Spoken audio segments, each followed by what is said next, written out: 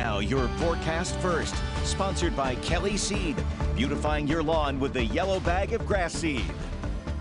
Good morning and happy Thursday. 38 in Peoria on our Brave Law Center camera. A little chilly outside, but clear skies and a pretty gorgeous sunrise already this morning. We're in the 30s and 40s area wide, so another chilly start for the area. The good news is we're going to be even warmer today, and we are keeping the sunshine in the forecast.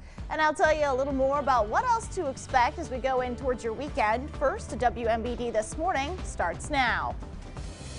If you want to see the sights, if you want a change of scenery, if you want to travel safely, come to Illinois. Coming up this morning, bringing travel back to the state. We'll tell you about a new campaign from Governor Pritzker.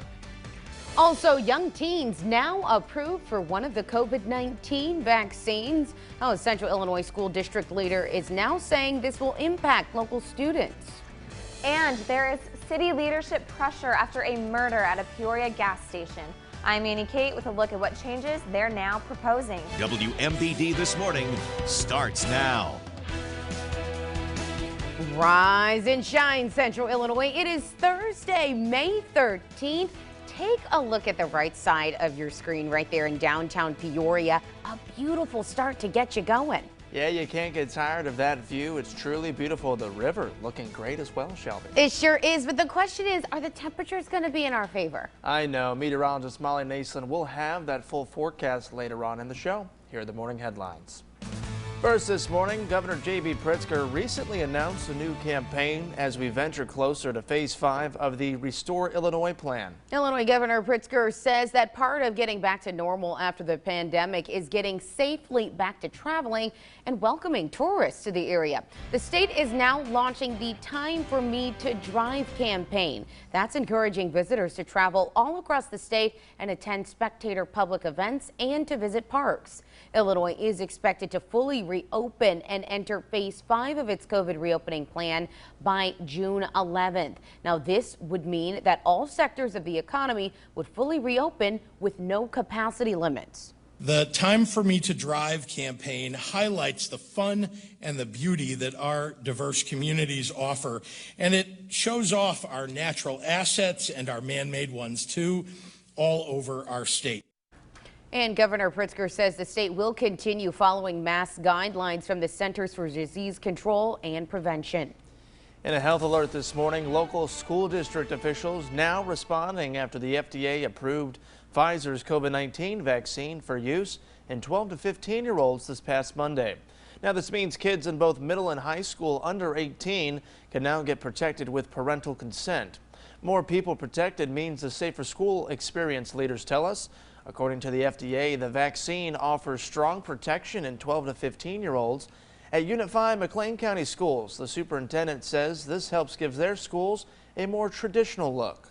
Anytime that you can get more people vaccinated, if they're identified as a close contact, then as long as they're not exhibiting symptoms, they won't have to quarantine for 14 days or 10 days.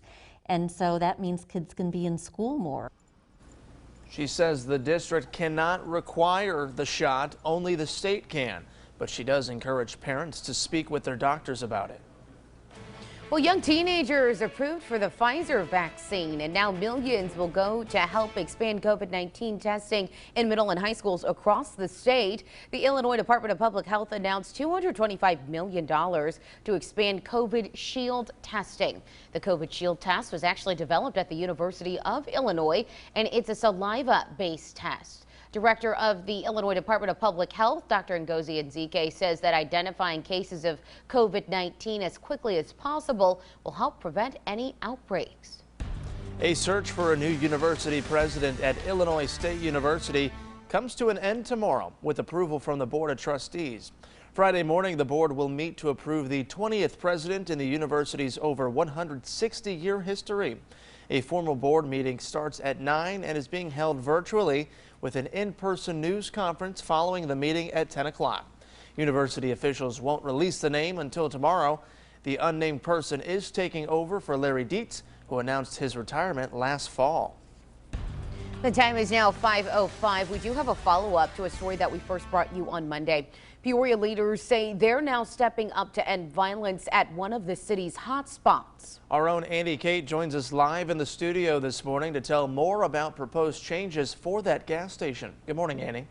Matt, Shelby, good morning. Community members say the Shell gas station on North MacArthur Highway is known for attracting trouble. Last Sunday, it was the scene of the city's latest murder. Tuesday, city leaders had a Zoom meeting with a representative of MacArthur Investments Plaza, hoping to reach common ground. First District Councilwoman Denise Jackson says the owner of the gas station is actually separate from the owner of the entire plaza. Jackson says they asked the representative for 4 requests, hoping this would be a start in cutting down the area's violence. We asked them if they could close the property at 11 p.m. If they could put barriers or chains around the entrances to the property overnight, if they could make a significant investment in maintaining the property, if they could provide us with security during regular daytime operating hours. And Jackson says these requests are just efforts to make the area safer. She said the representative from the meeting promised to speak with the plaza's tenants and come back with an update this Monday.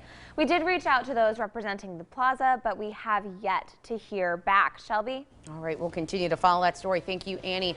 New this morning, supporting investments in Peoria. State Representative Jahan Gordon Booth is now fighting to protect and extend the River Edge Redevelopment Zone tax credit. Now, Senate Bills 157 and 1823 are now up for consideration in the Illinois House Revenue and Finance Committee. The tax credit is set to expire at the end of this year.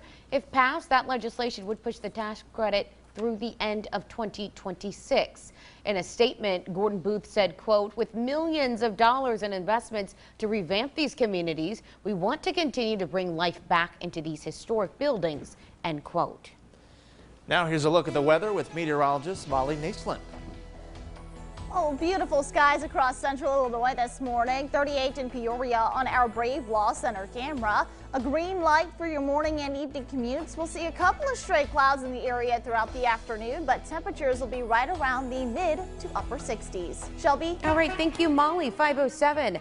Let's take a look at traffic this morning. In Peoria, there are some lane closures in both directions of Illinois 40 at US 150. Crews are doing traffic signal work at the intersection from 8:30 a.m. to 3 p.m. through Friday. The closures will primarily be in the right turn lanes.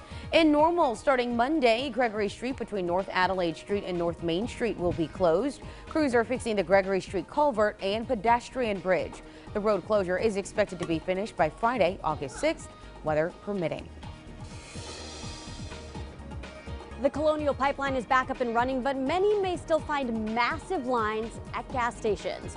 I'm Laura Podesta with details on why problems should continue at the pump for several days. You're watching WMBD This Morning, Central Illinois proud.